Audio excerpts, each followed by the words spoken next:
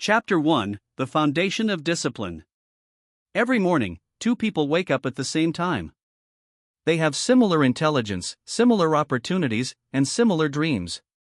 One of them moves forward consistently, building success piece by piece. The other struggles, starts and stops, and wonders why progress feels so elusive. What separates them isn't talent, luck, or circumstances. It's something far more fundamental, something that operates silently in the background of every successful life. It's discipline. Discipline is perhaps the most misunderstood concept in personal development. When most people hear the word, they imagine restriction, sacrifice, and deprivation.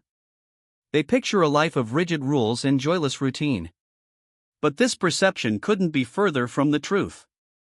Real discipline isn't about restriction at all. It's about freedom. It's about building a life where you're no longer controlled by impulses, emotions, or external circumstances. It's about creating a version of yourself that naturally does the things that lead to success. Think about the last time you watched someone who was truly excellent at what they do. Maybe it was an athlete performing at the highest level, a musician lost in their craft, or a professional executing their work with seemingly effortless precision. What you witnessed wasn't natural talent alone. What you saw was the visible result of thousands of invisible disciplined actions. You saw the tip of an iceberg, while beneath the surface lay years of consistent practice, early mornings, difficult choices, and small daily decisions that accumulated into mastery. The role of discipline in success cannot be overstated because discipline is the bridge between goals and accomplishment. Dreams remain dreams without the disciplined action that transforms them into reality. You can have the most brilliant vision, the most ambitious plan, the most inspiring goal, but without the daily discipline to take action, all of that remains fantasy. Discipline is what converts potential into performance, ideas into outcomes, and intentions into results. But here's what makes discipline truly powerful: it compounds. This is perhaps the most important principle you need to understand. Discipline doesn't work in isolation. Each disciplined action you take today makes the next one slightly easier. Each time you choose to do the difficult thing, you strengthen the mental muscle that makes future difficult choices more manageable. This is why some people seem to accelerate over time while others stagnate. The disciplined person isn't just accomplishing more tasks, they're building a system that generates increasing returns. Let me share a story that illustrates this perfectly. There was a young writer named Marcus who wanted to write a novel. Like many aspiring writers, he had the dream, the ideas, even some talent. But year after year passed without significant progress. He would write when inspiration struck, which meant some weeks he'd produce thousands of words, and other weeks he'd write nothing at all. He'd start projects with enthusiasm, only to abandon them when motivation faded. He blamed his busy schedule, his demanding job, his lack of inspiration. The novel remained unwritten. Then something changed. Marcus read about a successful author who had a simple rule: write 200 words every single day, no exceptions. Not 2,000 words when feeling inspired, not 0 words when feeling tired. Just 200 words, every day. Marcus decided to try this approach. 200 words seemed almost laughably small. It would take him perhaps 15 minutes. How could such a tiny action make any difference? The first week was harder than he expected. Not because 200 words was difficult to write, but because his mind resisted the consistency. On days when he felt inspired, he wanted to write more and felt frustrated by the limit. On days when he felt exhausted, even 200 words felt like a burden. But he kept the commitment. 200 words, every single day. Something remarkable happened over the following months. First, the act of writing daily became automatic. He no longer had to convince himself to sit down and write, his body simply moved to his desk at the scheduled time. Second, he discovered that starting was the hardest part.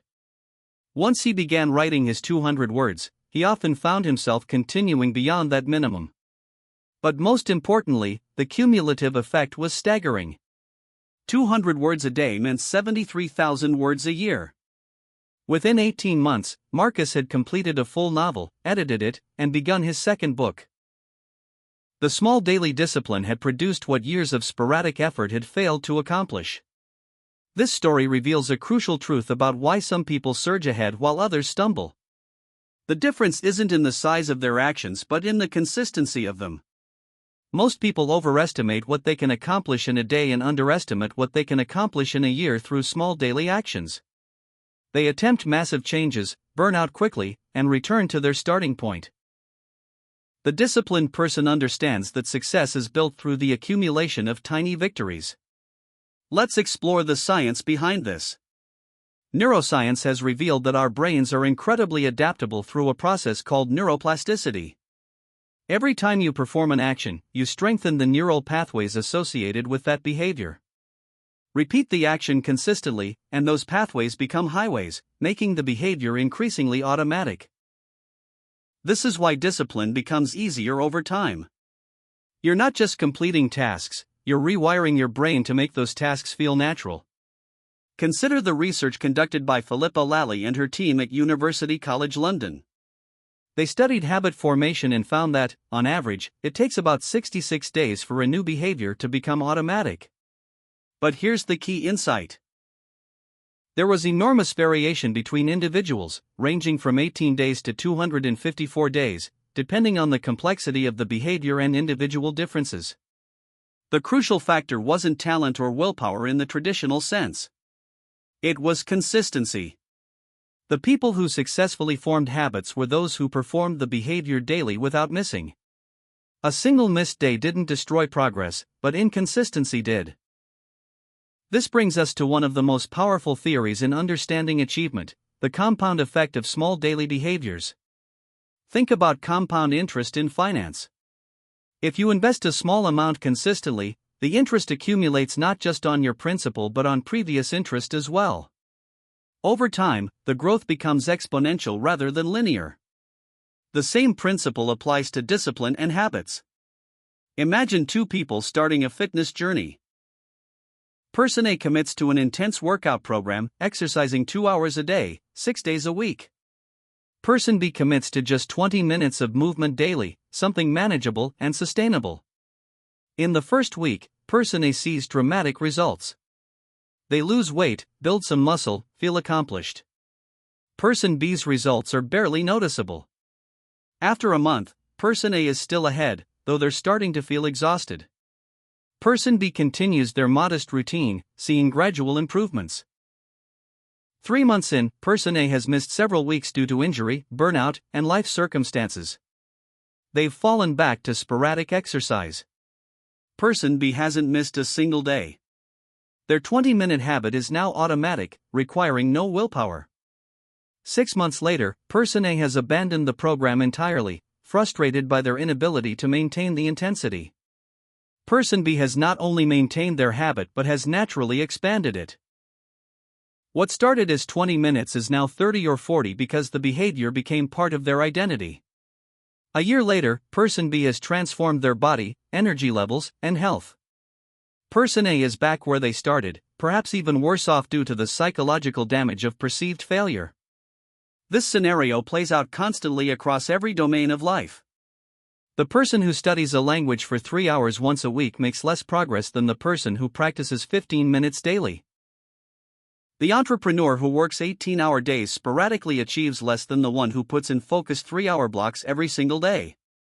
The parent who occasionally has long quality time with their children builds a weaker relationship than the parent who consistently shows up with full presence for shorter periods. The mathematics of small daily improvements is stunning. If you improve by just 1% each day, you'll be 37 times better in a year. 1% seems insignificant, almost unnoticeable. But the compounding effect transforms it into exponential growth.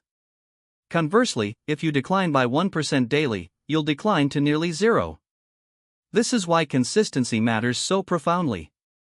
It's not about the magnitude of individual actions but about the direction and reliability of them.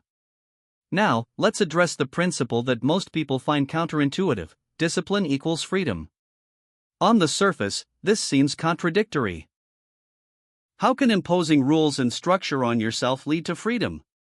Isn't freedom about doing whatever you want, whenever you want? True freedom isn't the absence of constraints. It's the ability to do what you actually want to do, not what your impulses demand in the moment. Think about someone without financial discipline. They might feel free when they make spontaneous purchases, indulge in expensive experiences, and avoid budgeting. But over time, this apparent freedom becomes a prison. They're trapped by debt, unable to quit a job they hate, forced to forego opportunities because they lack resources. Their lack of discipline created ultimate restriction. Contrast this with someone who maintains financial discipline. They track spending, save consistently, invest wisely, and make conscious choices about money. In the moment, these actions might feel restrictive. They pass on some immediate gratifications. But over time, this discipline creates genuine freedom. They build wealth that provides options. They can pursue careers they're passionate about without financial desperation. They can handle emergencies without crisis. They have the freedom to make choices based on what they want, not what they can afford. The same pattern appears in every area of life. The writer who disciplines themselves to write daily gains the freedom to call themselves a writer, to publish books, to impact readers. The person who disciplines their diet gains freedom from health problems, medical restrictions, and physical limitations. The professional who disciplines their work habits gains freedom to advance, to choose projects, to shape their career. Discipline isn't the opposite of freedom, it's the pathway to it. Consider the life of someone without discipline. They wake up when they feel like it, which varies wildly. They work when motivation strikes, which is unpredictable. They eat whatever appeals in the moment, which often means unhealthy choices. They spend money impulsively, sleep erratically, and let their environment control their behavior. This might seem like freedom, but examine their life more closely. They're controlled by every impulse, every emotion, every external trigger. They're slaves to circumstance, bounced around by feelings they didn't choose and often don't want. They have no freedom at all. They're completely at the mercy of forces they don't control. Now consider someone with discipline. They wake at a consistent time, regardless of how they feel. They work during designated hours with full focus. They eat according to their values and goals. They manage money consciously. They might occasionally deviate from their systems, but they return to them quickly. This person has genuine freedom because they're no longer controlled by impulses or circumstances. They've created a life where their actions align with their values. They're free to pursue meaningful goals because they're not constantly derailed by momentary desires. Here's a practical framework for understanding this: discipline in the small things creates capacity for the big things. Every time you do a small difficult thing, you build evidence for yourself that you can be trusted. You prove to yourself that you can follow through, that you can override momentary discomfort for longer-term benefit. This self-trust is invaluable. It means when a major opportunity or challenge appears, you have confidence in your ability to show up consistently.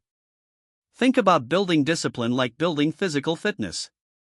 If you've never exercised and suddenly need to run a marathon, you'll fail. But if you've consistently exercised for years, your body has the capacity to take on that challenge. Similarly, if you've never practiced small disciplines and suddenly need to complete a major project, change a significant habit, or overcome a serious challenge, you'll struggle. But if you've been building discipline daily through small actions, you have the mental and emotional fitness to rise to the occasion. Let me introduce you to the concept of the discipline pyramid. At the base are your smallest daily disciplines: making your bed, drinking water first thing in the morning, arriving on time, keeping your workspace organized, responding to messages promptly. These seem trivial, and individually they are. But collectively, they form the foundation of your disciplined life. They train your brain to follow through on commitments to yourself. The middle level includes your regular routines and habits. Exercise, healthy eating, focused work blocks, learning time, relationship maintenance. These require more effort than the base level but build on that foundation. Because you've already trained yourself to be reliable with small things, these medium-level disciplines become achievable. At the top of the pyramid are your major goals and projects: writing a book, building a business, mastering a skill, transforming your health, creating significant work. These require sustained discipline over months or years. They're only possible because the lower levels of the pyramid support them. Without the foundation of small daily disciplines and the structure of regular routines, the top-level achievements remain out of reach. Most people try to build from the top down. They decide to write a book without the discipline of daily writing. They want to build a business without the discipline of focused work. They aim for transformation without the foundation of small consistent actions. This approach fails because there's no foundation supporting the structure. Build from the bottom up, and everything becomes possible. So how do you begin building this foundation? Start with what I call the minimum viable discipline. Choose one small action that you can commit to daily, something so easy that you have no excuse not to do it. Not the ambitious version of what you think you should do, but the absolutely minimum action that moves you toward your goal. For the aspiring writer, that's 200 words, not 2,000. For the fitness goal, that's 10 minutes of movement, not an hour at the gym. For the learning objective, that's 1 page of reading, not an entire chapter. The key is removing every possible barrier to consistency. If you choose a discipline that requires willpower, perfect conditions, or significant time, you'll fail when life gets chaotic.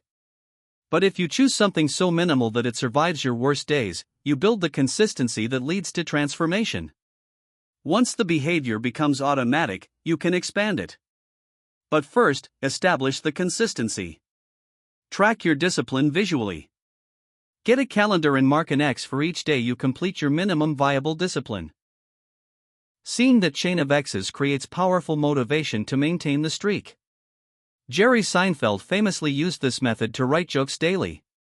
His only goal was to not break the chain.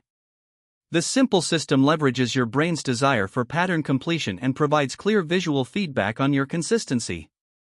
Understand that discipline isn't about perfection, it's about reliability. You'll have days when you barely meet your minimum commitment. That's fine.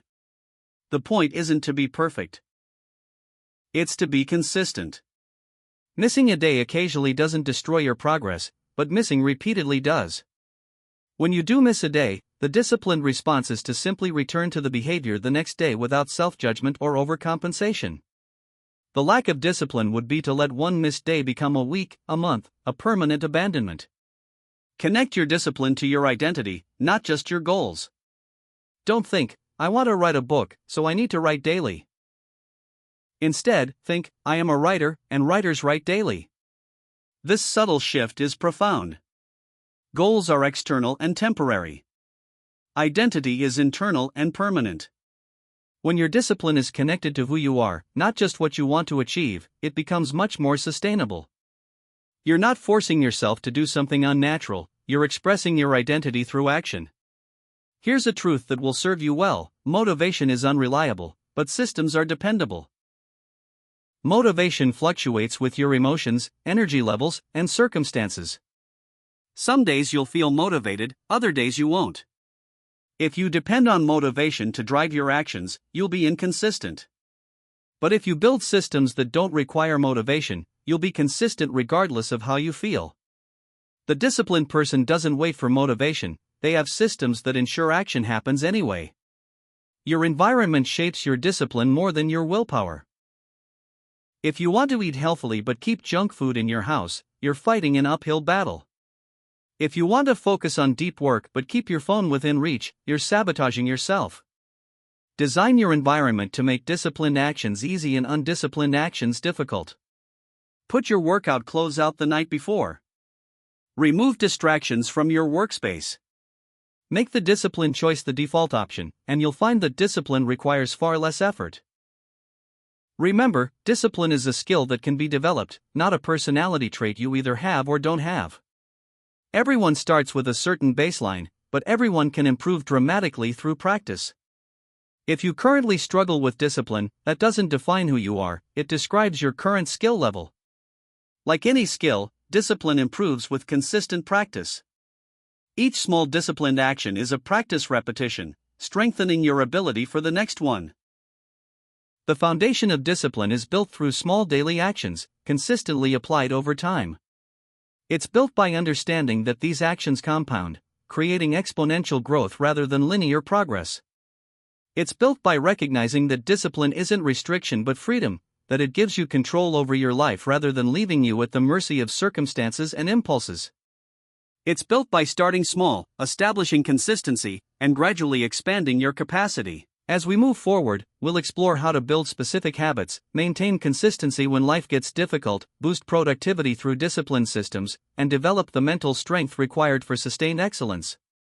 But everything we discuss will rest on this foundation: the recognition that discipline, practiced daily in small ways, is the force that transforms lives. Not dramatic moments of inspiration, not perfect conditions, not exceptional talent, but simple daily discipline, consistently applied, creating compound effects that lead to extraordinary outcomes. You're not trying to become a different person. You're building systems and habits that allow the best version of yourself to show up consistently. That's what discipline truly is, the bridge between who you are today and who you're capable of becoming. And that bridge is built one small step at a time, one daily action at a time, one discipline choice at a time. Starting today, starting now, with the smallest possible action that moves you forward. That's where transformation begins. Chapter 2, Habit Number 1: The Morning Anchor. The first hour of your day determines the trajectory of the remaining hours. This isn't motivational rhetoric, it's a pattern observed across high performers in every field. How you begin your morning shapes your mental state, energy levels, decision-making capacity, and sense of control for the entire day ahead. Yet most people surrender this critical time to randomness, reacting to whatever demands immediate attention rather than proactively setting their psychological foundation. This is why the morning anchor habit is perhaps the most transformative discipline you can develop. Think about your typical morning. For most people, it begins with an alarm that jolts them from sleep, immediately triggering stress hormones. They reach for their phone before their feet touch the floor, flooding their mind with emails, messages, news, and social media before they've had a single original thought. They rush through preparations, grab whatever food is convenient, and arrive at their day already feeling behind, reactive, and depleted. By 9 in the morning, they've already lost the day, and they don't even realize it. Now imagine a different scenario. You wake naturally or to a gentle alarm. Before checking any device, you complete a simple physical action that signals to your brain, "I am in control today." Perhaps you make your bed, do 10 push-ups, or drink a glass of water. You then move through a short sequence of activities that you've designed to optimize your mental and physical state. Within 30 to 60 minutes, you've created momentum, clarity, and energy. You approach your day from a position of strength rather than deficit. This is the power of the morning anchor. The term anchor is deliberate. In sailing, an anchor provides stability, preventing a ship from drifting with currents and winds. Your morning routine serves the same function psychologically. Life constantly presents currents that can pull you off course. Unexpected problems, other people's agendas, emotional turbulence, environmental chaos. A strong morning anchor keeps you grounded in your intentions, connected to your priorities, and resistant to being swept away by circumstances. Let's explore the neuroscience behind why mornings matter so profoundly. During sleep, your brain consolidates memories and clears metabolic waste through the lymphatic system. You wake with a relatively clean neural slate. Your prefrontal cortex, responsible for executive function, decision-making, and self-control, is at its peak capacity in the morning. Your willpower, which researchers now understand functions like a muscle that depletes with use, is fully recharged. This morning window represents your most valuable cognitive real estate of the day. What you do with this premium time is critical. If you immediately expose yourself to external demands, you're spending your best mental resources on other people's priorities. If you flood your consciousness with negative news, social comparison, or trivial information, you're programming your reticular activating system to notice similar patterns throughout the day. But if you intentionally use this time to establish a positive mental state, complete meaningful actions, and connect with your values, you're setting a psychological trajectory that carries forward. Dr. Andrew Huberman, a neuroscientist at Stanford, has extensively researched the relationship between morning light exposure and mental performance. Within the first hour of waking, exposure to bright light, particularly natural sunlight, triggers a cascade of beneficial effects. It sets your circadian rhythm, promoting better sleep at night. It increases cortisol in a healthy morning spike that enhances alertness.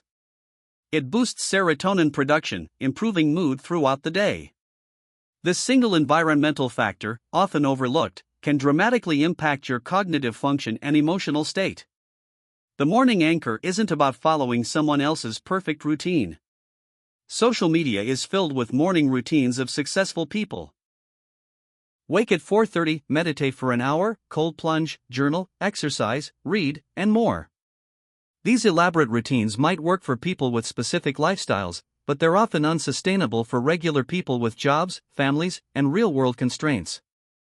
The key isn't to copy someone else's routine but to design an anchor that fits your life while incorporating proven principles. Let me introduce you to Sarah, a hospital nurse working 12-hour shifts with a schedule that varied between day and night rotations.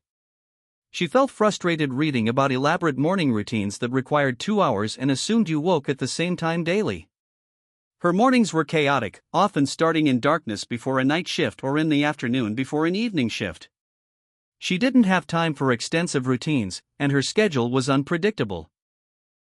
Sarah decided to create what I call a minimum viable morning anchor, 3 actions that took a total of 15 minutes, regardless of when her day started. First, she made her bed immediately upon waking. This took 2 minutes and gave her a sense of completion before leaving home. Second, she did 5 minutes of stretching while listening to an uplifting song. This woke her body and created a positive emotional state. Third, she spent 8 minutes drinking coffee or tea while writing 3 things she intended to accomplish that day. Nothing elaborate, just 3 clear intentions. These 15 minutes transformed Sarah's work performance and mental health. The consistency of the routine, regardless of the time of day, gave her a sense of control that had been missing. The physical action of bed-making and stretching activated her body. The intention setting focused her mind. She reported feeling more present during shifts, less reactive to stress, and more satisfied with her days. Her tiny morning anchor, adapted to her real-world constraints, proved more effective than any elaborate routine she could never maintain. This illustrates a crucial principle: your morning anchor must be designed for your worst days, not your best days. On your best days, when you're well-rested, motivated, and have ample time, you don't need much help maintaining discipline. It's the difficult days, the busy days, the days when you're tired or stressed or rushed, that determine your trajectory. If your morning routine only works under perfect conditions, it's not a routine, it's a hobby. So how do you design an effective morning anchor? Start by identifying what I call keystone actions, small behaviors that create ripple effects throughout your day. Research in habit formation has identified certain behaviors that tend to spark positive chain reactions. These keystone habits don't just improve one area, they seem to naturally trigger improvements in multiple areas simultaneously. Making your bed is a perfect example of a keystone action. It seems almost absurdly simple, yet Admiral William McRaven, in his famous commencement speech, identified it as foundational to discipline. Making your bed takes 2 minutes and requires no special skills or equipment. But psychologically, it accomplishes several things. First, it gives you an immediate win to start your day. You've completed a task before most people have opened their eyes. Second, it creates order in your environment, and environmental order influences mental clarity. Third, it's a small proof to yourself that you can follow through on commitments. Fourth, it means you return home to a made bed, which subtly reinforces positive behavior. The military has understood this principle for centuries. Basic training in every branch includes rigorous bed-making standards, not because neatly tucked corners have tactical value, but because the discipline of starting each day with a completed task builds the mindset required for more significant challenges. If you can't maintain discipline in small things, you won't maintain it when stakes are high. Cold exposure is another powerful morning anchor, though admittedly more challenging than making your bed. The practice of cold showers or ice baths has gained popularity, but the benefits extend far beyond physical toughness. When you expose yourself to cold water, your body activates the sympathetic nervous system, releasing norepinephrine and triggering heightened alertness. Your breath quickens, your heart rate increases, and every cell in your body wakes up. But the real value isn't physiological, it's psychological. A cold shower is fundamentally uncomfortable. Your brain will generate every possible reason to avoid it. It's unnecessary, you'll get sick, you don't have time, you'll do it tomorrow. Stepping into cold water despite these protests is a powerful act of self-governance. You're proving to yourself that you can override your primitive brain's demand for comfort. This mental training transfers to every other challenging situation you face throughout the day. Consider Michael, a software developer who struggled with procrastination on difficult coding problems. He would avoid challenging tasks, defaulting to easier work or distractions. He decided to add 30 seconds of cold water at the end of his shower each morning. Just 30 seconds, nothing heroic. The first week was difficult. His body recoiled, his breath caught, his mind screamed to stop. But he maintained the practice. After 2 weeks, something shifted. He noticed that when facing a difficult coding problem, the same resistance arose in his mind, but he now recognized it as similar to the cold shower resistance. He had trained himself to move forward despite discomfort. His productivity on challenging tasks increased significantly, not because cold water made him smarter, but because he'd strengthened his ability to do difficult things. Movement in the morning is another anchor worth considering, though it need not be elaborate exercise. The goal isn't to exhaust yourself but to activate your body and stimulate circulation to your brain. This could be stretching, yoga, a short walk, dancing to a favorite song, or a few bodyweight exercises. The specific activity matters less than the act of moving your body intentionally. There's fascinating research on the relationship between physical movement and cognitive function. Dr.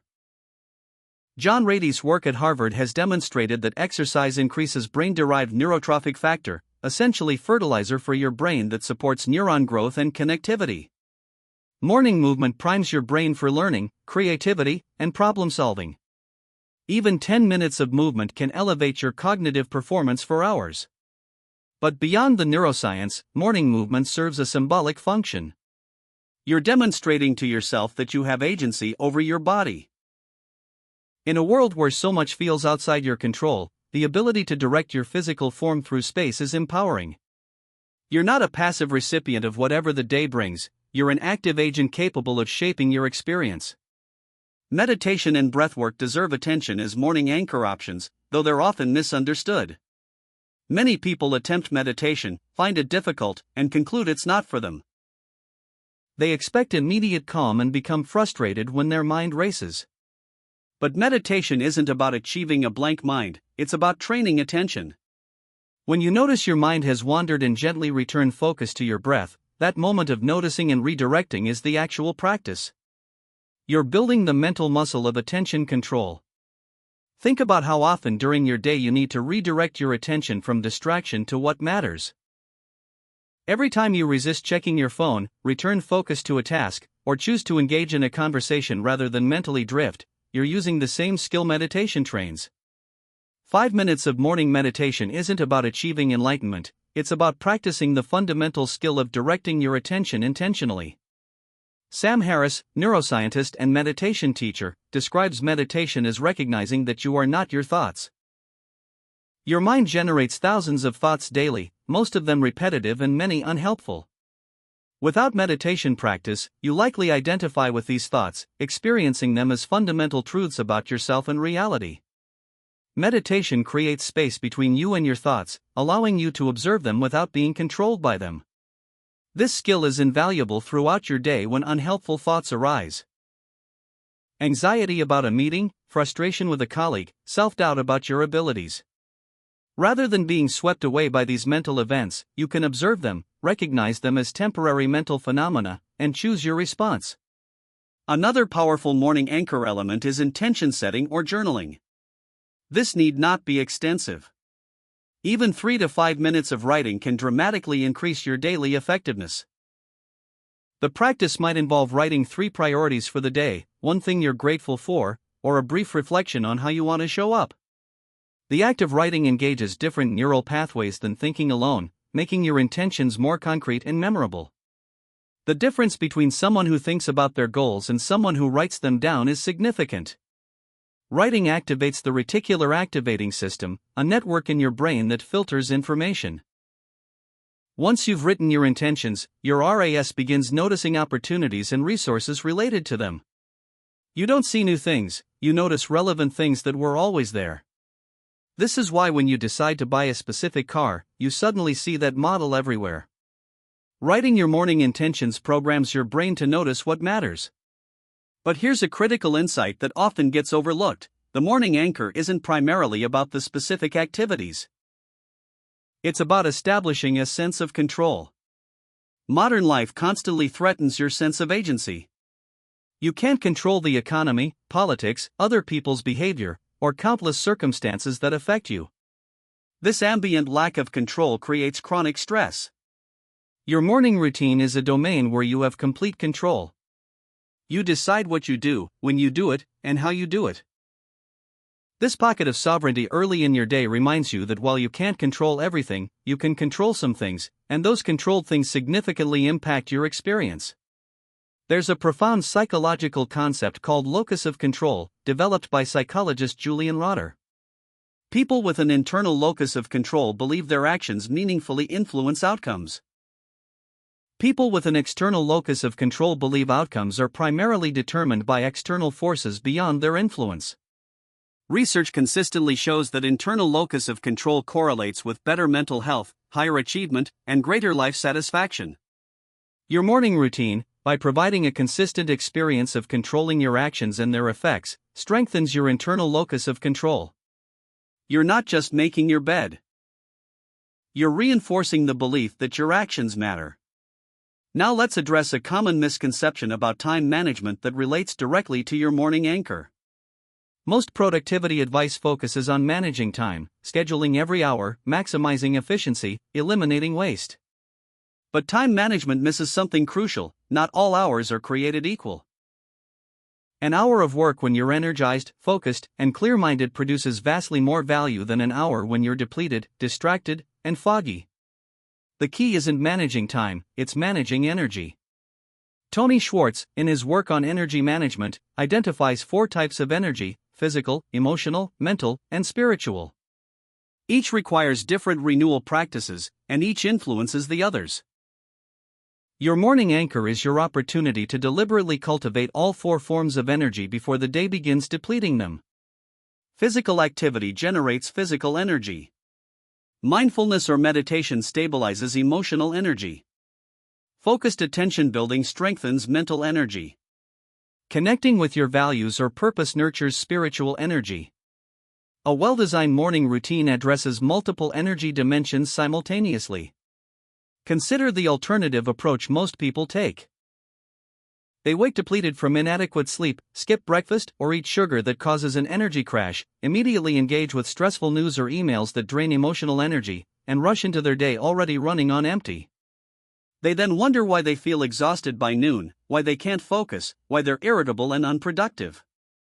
They're trying to run a marathon after giving away their running shoes.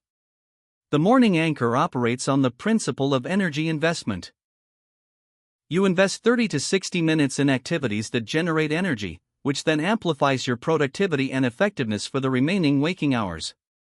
The math is simple: investing 1 hour to gain 3 hours of enhanced performance is an extraordinary return. Yet most people resist this investment, claiming they don't have time, not realizing that the morning routine creates time by enhancing the quality of their remaining hours. Let me share the story of David, an executive who prided himself on his work ethic. He woke at 5:30, immediately checked emails from his global team, and often started responding to urgent matters before leaving his bedroom. He'd grab coffee and perhaps a pastry on his commute, arriving at the office by 7. His days were packed with back-to-back meetings, constant emails, and firefighting various crises. He worked until 7 or 8 in the evening, often continuing after dinner. He was busy from the moment he woke until he collapsed into bed exhausted. Yet despite all this activity, he felt like he was constantly falling behind. David's coach suggested he try a different approach: protect the first 45 minutes of his day for a morning routine instead of immediately diving into work. David resisted. He didn't have 45 minutes to spare. His team needed him. Urgent matters couldn't wait. But his coach challenged him. How effective was he really being? Was his busyness producing results proportional to his effort? Reluctantly, David agreed to try for 2 weeks. His new routine was simple. Wake at 5:30, but don't check devices. 5 minutes of light stretching. 20 minutes of walking outside, regardless of weather. 10 minutes of sitting quietly with coffee, reviewing his 3 priorities for the day. 10 minutes of reading something educational or inspiring. Only after completing this sequence would he check his phone. Total investment, 45 minutes. The first few days were difficult. His anxiety about unread emails was intense. He felt guilty wasting time on a walk when work awaited. But he committed to 2 weeks. By day 4, something shifted. He noticed he arrived at his desk feeling calm rather than frantic.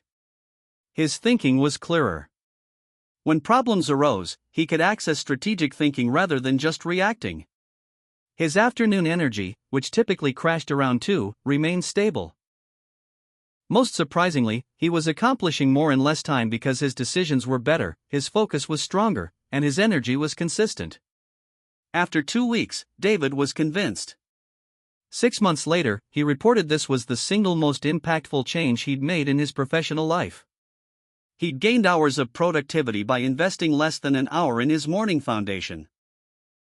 More importantly, his stress levels decreased, his relationships improved because he wasn't constantly irritable and exhausted, and he rediscovered enjoyment in his work.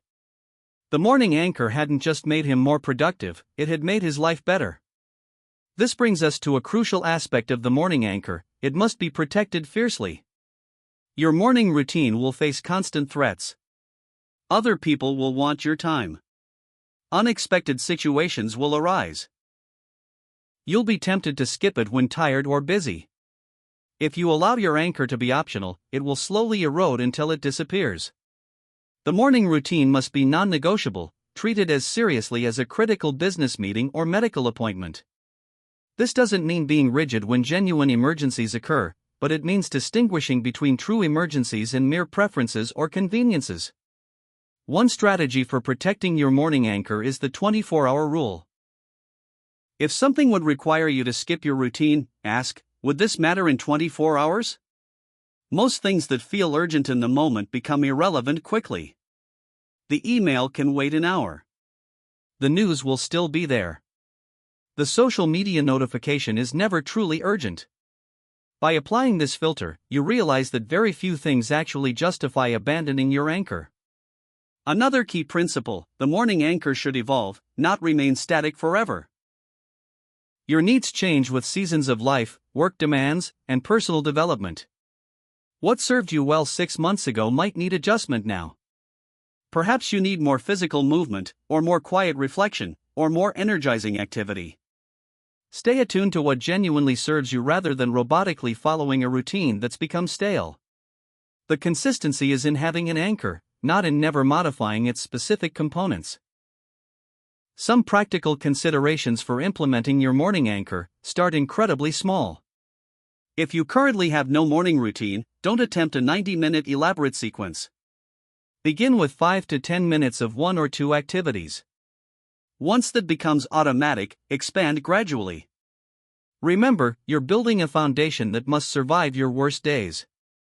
Better to have a minimal routine you actually do daily than an impressive routine you abandon within a week.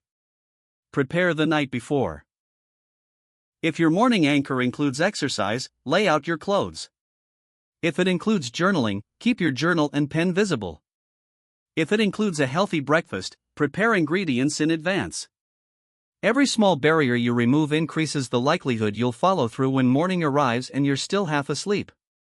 Link your anchor to an existing trigger. Rather than trying to remember to do your routine, connect it to something that already happens every morning. For most people, this is waking up. The moment your feet hit the floor, the routine begins. This if-then connection, called implementation intention in psychology research, dramatically increases follow-through.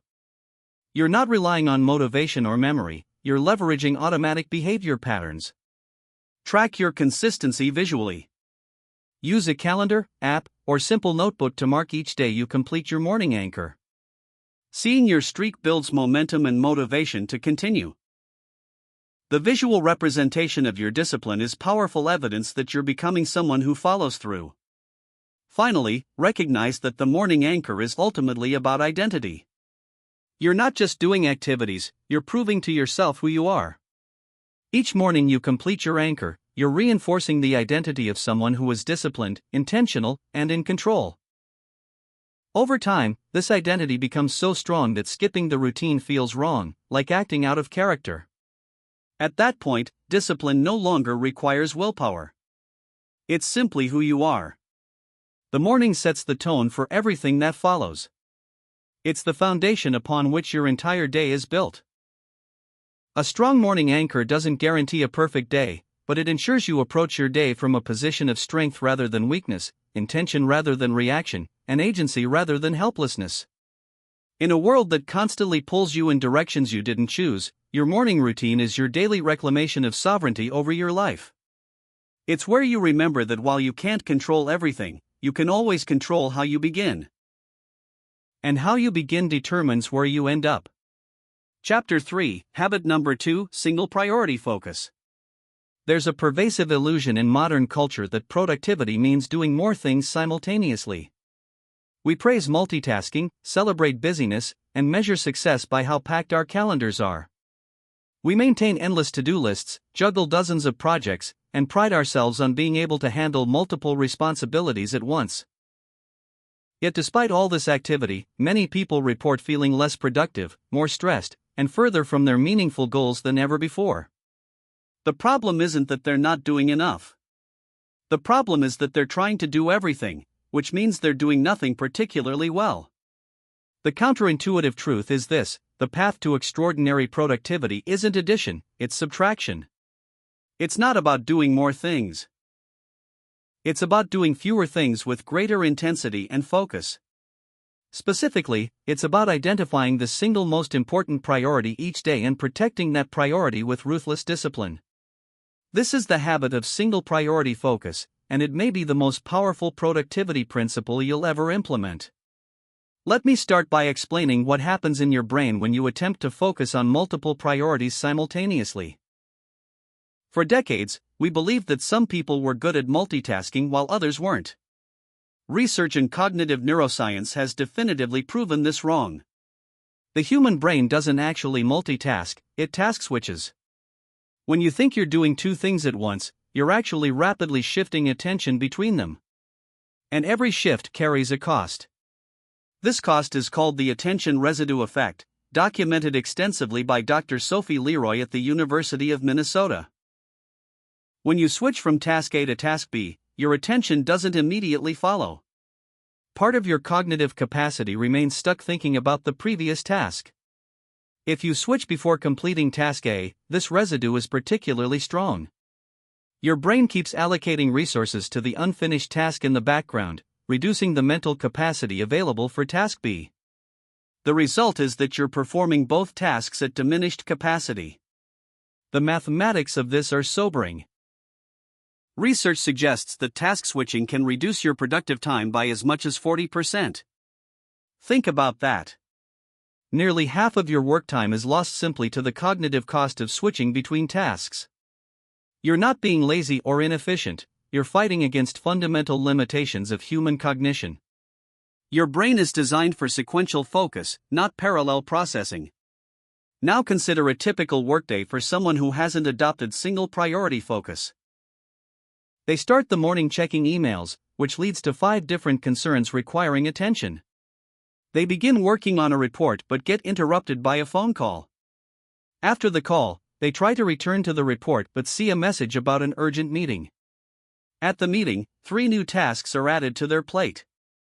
After the meeting, they're not sure which task to tackle first, so they work on whichever seems easiest or most urgent in the moment. By the end of the day, they've touched 20 different things but completed nothing significant. They're exhausted from constant task switching, frustrated by lack of progress, and dreading tomorrow when everything remains unfinished. Contrast this with someone practicing single priority focus. Before their workday begins, they've identified their one priority, the single task that, if accomplished today, would make the day successful. Everything else is secondary. They protect a block of time, typically in the morning when cognitive capacity is highest, to work exclusively on this priority. No email, no messages, no interruptions. Just sustained, focused effort on the one thing that matters most. By mid-morning, they've made substantial progress or even completed their priority. The rest of the day can be spent on secondary tasks, responding to others, and handling routine matters, but the essential work is already done. They end the day feeling accomplished, energized, and clear about tomorrow's priority. The difference between these two approaches accumulates dramatically over time. Person A, despite being constantly busy, makes minimal progress on important projects. Person B, despite appearing to do less, accomplishes exponentially more on what actually matters. After a month, Person A has dozens of partially completed tasks and chronic overwhelm. Person B has completed significant projects and feels in control of their work. After a year, the gap becomes a chasm. This brings us to a crucial question: how do you identify your single priority? Not every task deserves this designation. The key is distinguishing between what's important and what's merely urgent, a framework popularized by Stephen Covey. Urgent tasks demand immediate attention, a ringing phone, a meeting starting soon, an approaching deadline. Important tasks contribute to your long-term goals, values, and mission. The trap is that urgency feels compelling. It triggers stress responses that make urgent tasks seem like they must be addressed immediately, regardless of their actual importance. Many people spend their entire careers being responsive to urgent matters while never making progress on important ones. They're always busy but never fulfilled. They handle crises, respond to requests, attend meetings, and clear their inbox, yet years pass without meaningful accomplishment. They've confused motion with progress, activity with productivity. Your single priority should always be important, even if it's not urgent. It should be the task that, if you accomplish nothing else today, you'll consider the day successful. This requires honesty with yourself about what truly matters. Not what feels urgent, not what others are pressuring you about, not what's easiest or most comfortable, but what genuinely moves you toward your meaningful goals. Let me introduce you to James, a marketing director at a mid-sized company. James was perpetually overwhelmed. He managed a team of 6, reported to executives who constantly wanted updates, coordinated with other departments, and was responsible for multiple campaigns simultaneously. His days were fragmented across meetings, emails, strategy sessions, content reviews, and crisis management. He often worked late and on weekends, yet felt like he was always behind. His stress was affecting his health and relationships. A mentor asked James a simple question: what's the one project that, if you completed it brilliantly, would have the biggest impact on your company's success? James immediately knew the answer. They needed a comprehensive digital strategy that would integrate their various online efforts into a coherent system. He'd been thinking about this project for months but never found time to work on it because urgent matters always intervened. The mentor challenged him: what if every morning, before you do anything else, you work on this strategy for 90 minutes? No meetings, no email, no interruptions. Just you and the strategy document. Do you think you could complete it in a month?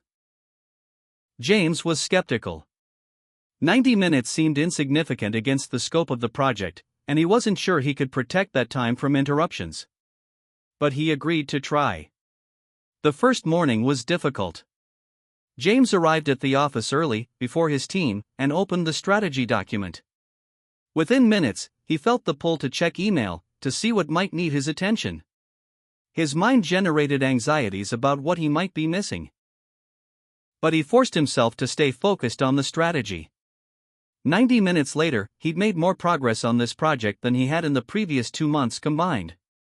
He continued this pattern daily. Some mornings produced brilliant insights. Other mornings felt like slogging through mud. But every morning, without exception, he invested 90 focused minutes in his priority. After 3 weeks, he completed a comprehensive digital strategy that his executives praised as exactly what the company needed.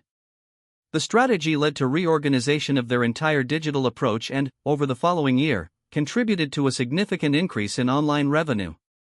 But here's what James found most remarkable: protecting 90 minutes for his priority didn't reduce his ability to handle other responsibilities. In fact, the opposite occurred. Knowing he'd already accomplished something significant each morning reduced his anxiety about the rest of the day. He could handle routine matters with more patience because he wasn't carrying the weight of an unfinished important project. His team noticed he seemed calmer and more focused. His productivity on secondary tasks actually improved because he wasn't constantly distracted by guilt about not working on the strategy. This illustrates a profound principle. Completing your single priority creates psychological freedom for everything else. When you haven't done the important thing, every other activity is tainted by awareness of what you're avoiding.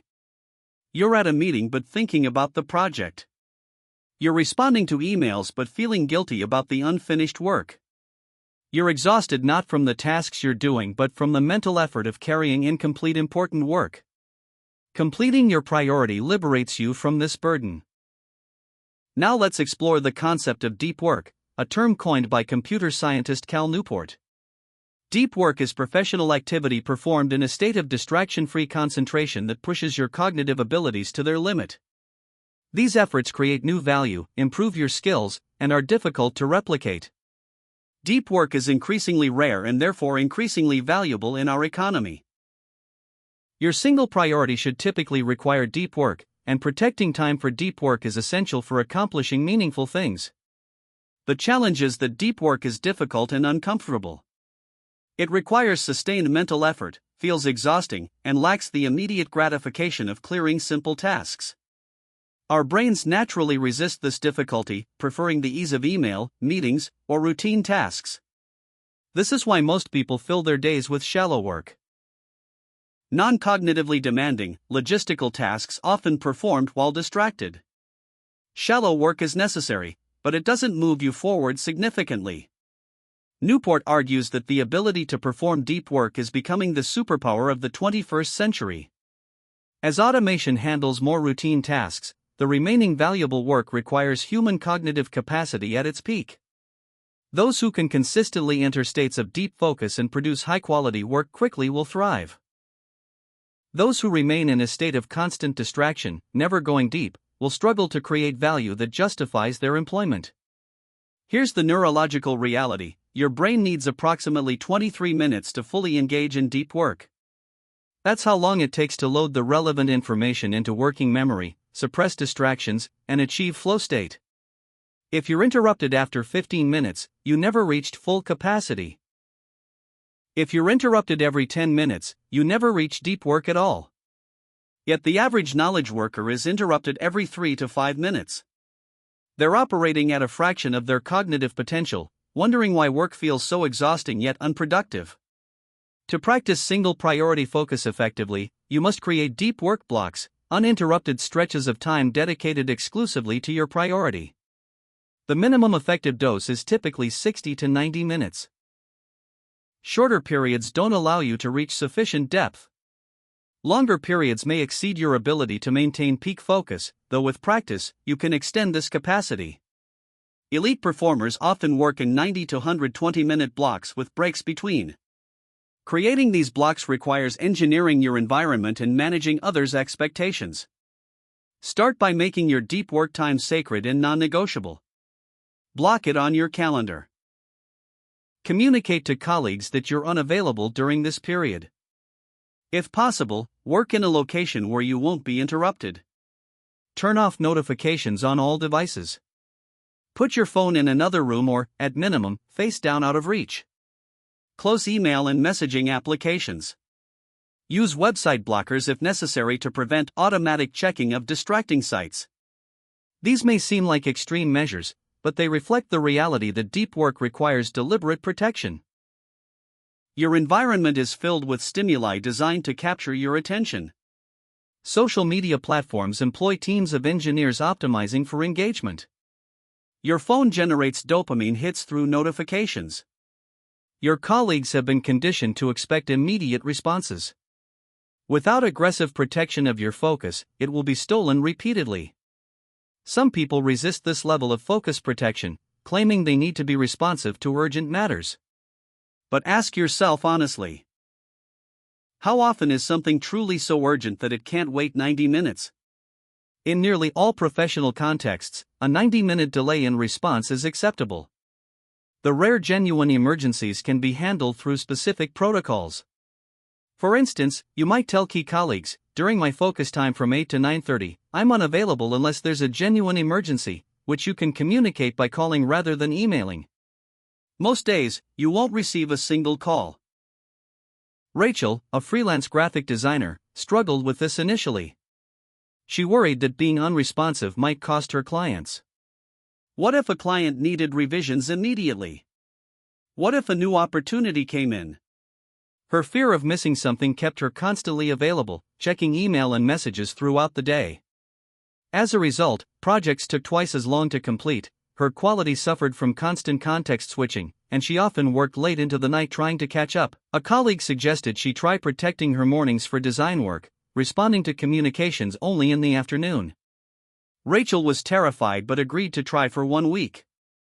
She sent an email to her regular clients explaining her new availability, mornings dedicated to creating their work, afternoons available for calls and revisions. She was prepared for pushback. Instead, not a single client complained. Several actually expressed appreciation, saying they valued having dedicated work time themselves. The results were transformative. Projects that previously took 8 hours of fragmented work now took 4 hours of focused morning sessions. Her design quality improved because she could reach flow states where creativity emerged naturally. She felt less stressed because she wasn't constantly reacting to messages.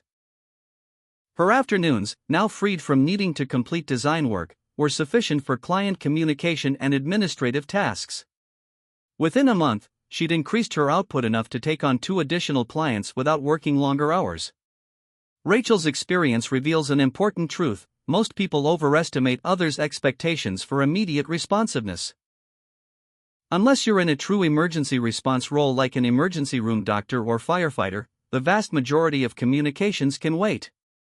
By being explicit about when you're available and when you're doing focused work, you set healthy boundaries that most people respect. In fact, demonstrating that you protect time for high-quality work often increases others' respect for you. Let's address the philosophy embedded in the title of this chapter. If you try to do everything, you accomplish nothing. This seems counterintuitive because our culture tells us that successful people are those who can handle more.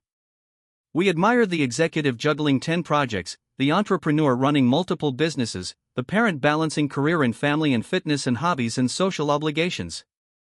But observe carefully, are these people actually accomplishing meaningful things, or are they simply maintaining many spinning plates?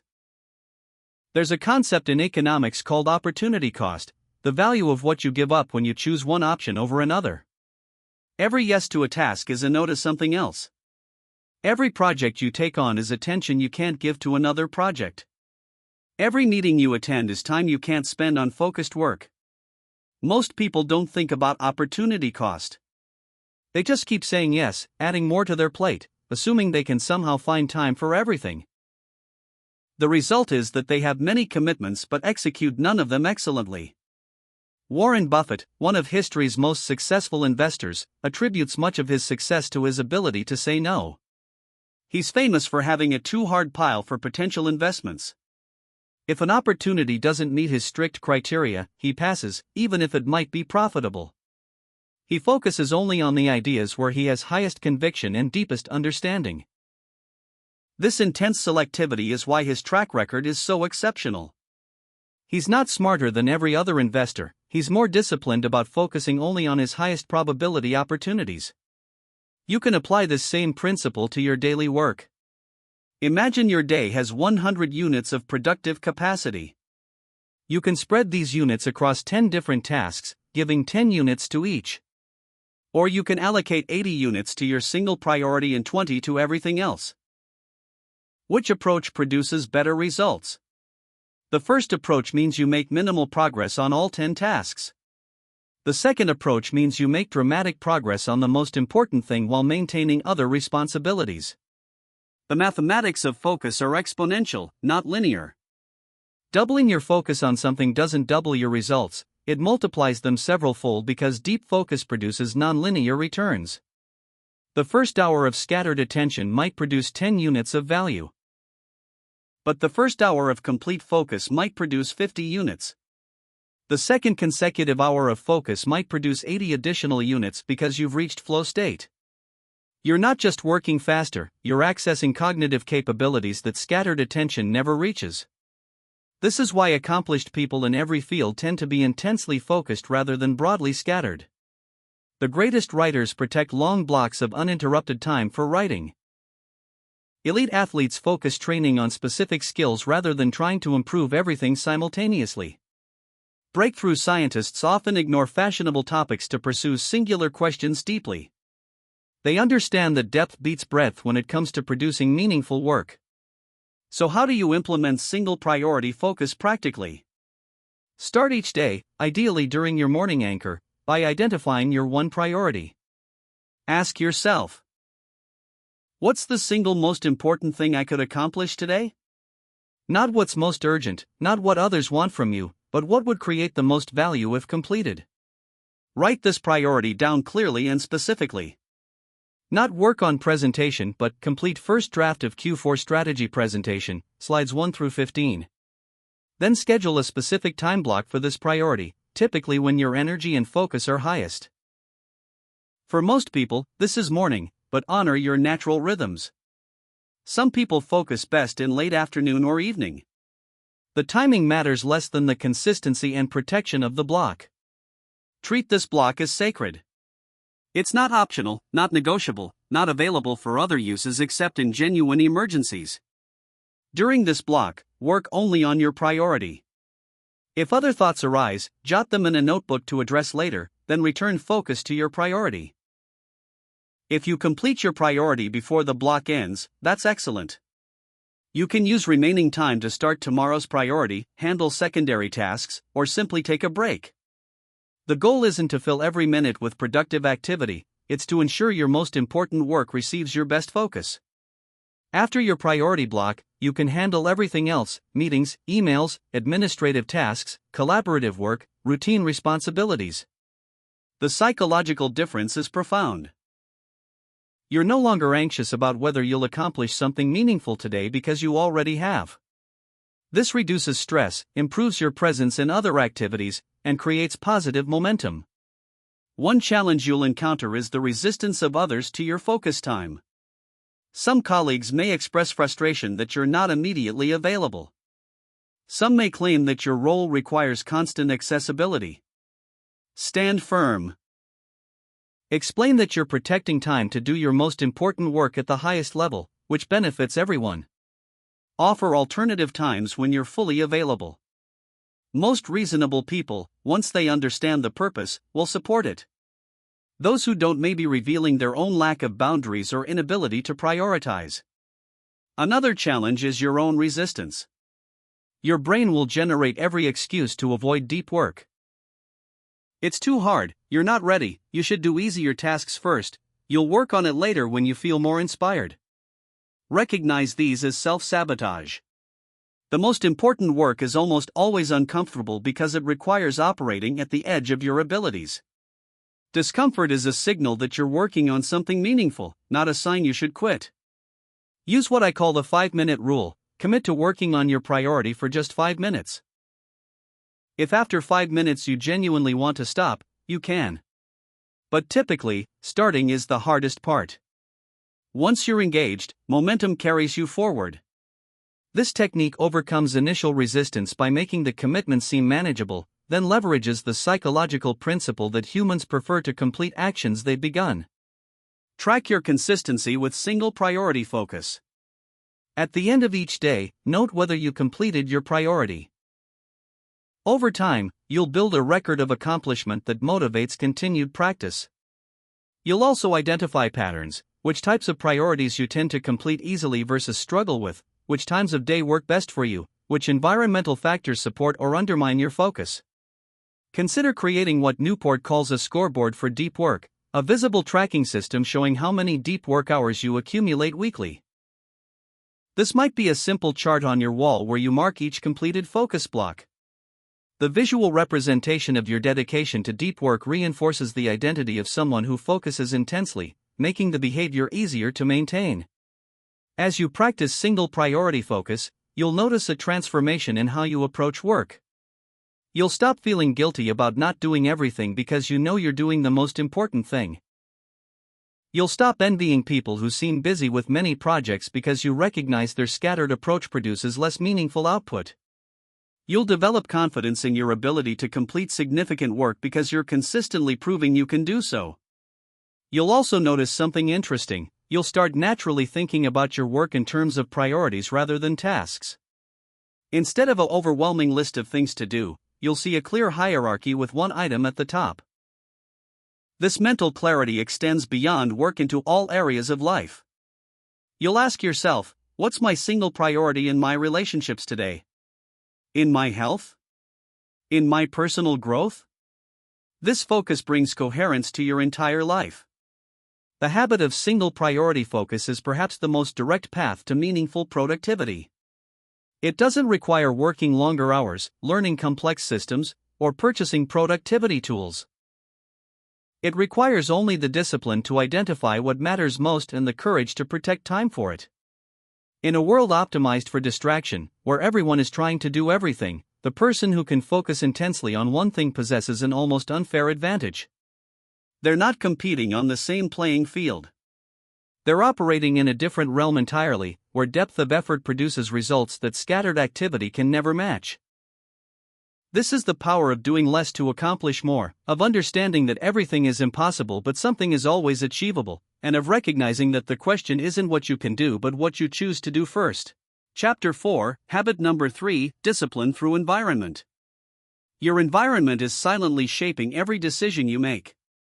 Right now, as you listen to these words, the room you're in, the device in your hand, the clutter on your desk, even the lighting around you is influencing your ability to focus, to follow through, to maintain discipline. This isn't a matter of willpower or motivation. It's a matter of design. Most people believe that discipline comes from within, that it's a quality you either possess or you don't. They think successful people simply have more self-control, more determination, more grit. But here's what research in behavioral psychology has revealed over the past few decades: discipline isn't just an internal force. It's largely a product of your surroundings. The most disciplined people aren't necessarily the ones with the strongest willpower. They're the ones who have architected their environments to make good choices automatic and bad choices difficult. Think about the last time you tried to stick to a new habit. Maybe you wanted to read more books, so you told yourself you'd read for 30 minutes every evening. The first night, you had every intention of following through. But when the time came, you were sitting on your couch, your phone was within arm's reach, the television remote was right there, and your book was upstairs in the bedroom. What did you do? Most likely, you reached for the phone or turned on the TV. Not because you lacked discipline, but because your environment was designed for distraction, not for reading. Now imagine a different scenario. Your book is sitting on the coffee table, open to the page where you left off. Your phone is charging in another room. The TV remote is tucked away in a drawer. Suddenly, reading becomes the path of least resistance. The environment is working for you instead of against you. This is the essence of discipline through environment. When you design your surroundings intentionally, you remove the constant need to exert willpower. You create systems that pull you toward your goals rather than away from them. You build what researchers call a choice architecture that makes discipline the default setting of your life. The science behind this approach is compelling. Studies in cognitive psychology have shown that human beings have what's called a limited pool of willpower. Every decision you make, every temptation you resist, every distraction you ignore depletes this finite resource. By the end of a long day filled with dozens of micro-decisions, your willpower tank is running on empty. This is why you can resist the cookies in the office kitchen at 10 in the morning but find yourself devouring an entire bag of chips at 10 at night. It's not that you became a different person. It's that your decision-making capacity has been exhausted. But here's the remarkable part: environmental design bypasses this limitation entirely. When you remove temptations from your environment, you don't have to use willpower to resist them. When you place the tools for good habits in plain sight, you don't have to remember to use them. The environment does the remembering for you. It does the deciding for you. It makes discipline effortless. Let me tell you about Marcus, a software engineer who struggled for years with his health. He knew he should exercise regularly and eat better, but despite his best intentions, he could never maintain these habits for more than a few weeks. He'd wake up every morning determined to go to the gym, but by the time he got home from work, exhausted and stressed, he'd collapse on the couch and order takeout. He blamed himself for lacking discipline. He thought there was something fundamentally wrong with his character. Then Marcus learned about environmental design. Instead of trying to force himself to be more disciplined, he started changing his surroundings. He laid out his workout clothes the night before, placing them right next to his bed so they were the first thing he saw in the morning. He packed his gym bag and left it by the front door. He even started sleeping in his workout clothes on some nights, making it absurd not to exercise. For his diet, he stopped buying junk food altogether. He prepared healthy meals on Sundays and stored them in clear containers at eye level in his refrigerator. He placed a bowl of fruit on his kitchen counter and moved the coffee maker next to it, ensuring he'd see healthy options every time he entered the kitchen. Within 3 months, Marcus had lost 20 pounds and was exercising 5 days a week. His friends marveled at his newfound discipline. But Marcus knew the truth: he hadn't become more disciplined. He had simply redesigned his environment to make healthy choices automatic. This principle applies to every area of your life. If you want to write more, place a notebook and pen on your bedside table. If you want to practice an instrument, keep it out of its case and prominently displayed. If you want to drink more water, keep a filled water bottle on your desk at all times. The goal is to reduce what behavioral economists call friction for good habits while increasing friction for bad ones. Friction is the effort required to perform an action. Every additional step between you and a behavior adds friction. When the friction is high, you're less likely to follow through. When it's low, the behavior becomes almost inevitable. The most disciplined people understand this intuitively. They structure their lives to minimize friction for the things they want to do and maximize it for the things they want to avoid. Consider your morning routine. If you want to make exercise a non-negotiable part of your day, you need to eliminate every possible source of friction. Don't just think about exercising. Remove every obstacle between waking up and working out. Sleep in your gym clothes. Put your running shoes by the bed. Have your water bottle filled and ready. Set your alarm across the room so you have to physically get up to turn it off. Each of these small adjustments removes a decision point, a moment where you might talk yourself out of exercising. On the flip side, if you want to stop scrolling through social media for hours every evening, add friction to that behavior. Delete the apps from your phone. Log out of your accounts so you have to manually enter your password each time. Move your phone to a different room when you get home. Install website blockers on your computer. Yes, you can still access social media if you really want to, but you've added enough steps that it's no longer the automatic choice. This brings us to one of the most critical aspects of environmental design: dealing with the digital world. We live in an era of unprecedented distraction. Your phone alone contains infinite sources of entertainment, information, and stimulation. Every app is designed by teams of engineers and psychologists whose sole purpose is to capture and hold your attention. These aren't neutral tools. They're carefully crafted attention harvesting machines, and they're exceptionally good at their job. The average person checks their phone over 150 times per day. That's once every 6 minutes during waking hours. Each check fragments your attention, disrupts your focus, and drains your mental energy. You might think these brief interruptions are harmless, but research from the University of California found that it takes an average of 23 minutes to fully regain focus after a distraction. 23 minutes. And most people are being distracted multiple times per hour. If you're serious about discipline, you must address your digital environment with the same intentionality you bring to your physical space. This doesn't mean abandoning technology. It means being deliberate about how and when you engage with it. Start with your phone. Right now, before you do anything else, open your settings and turn off all non-essential notifications. You don't need to know the instant someone likes your photo or comments on your post. You don't need a banner notification every time you receive an email. These interruptions are stealing your focus thousands of times per year. Disable them all. Keep only the notifications that truly matter: calls, texts from important contacts, perhaps calendar reminders. Everything else should be checked on your terms, not whenever an app decides to grab your attention. Next, reorganize your home screen. Remove all social media and entertainment apps from the first page. Better yet, delete them entirely and access them only through a web browser, which adds friction and makes mindless scrolling less likely. Replace these apps with tools that support your goals: reading apps, learning platforms, productivity tools, health trackers. Your home screen should reflect your priorities, not the priorities of app developers trying to monetize your attention. Consider implementing time-based restrictions on your most distracting apps. Both iOS and Android offer built-in tools that allow you to set daily limits. When you hit your limit, the app becomes inaccessible unless you manually override the restriction. That extra step of having to consciously choose to continue wasting time is often enough to break the automatic behavior pattern. Some people benefit from going even further. They use apps like Freedom or Cold Turkey that completely block access to distracting websites and apps during designated work hours.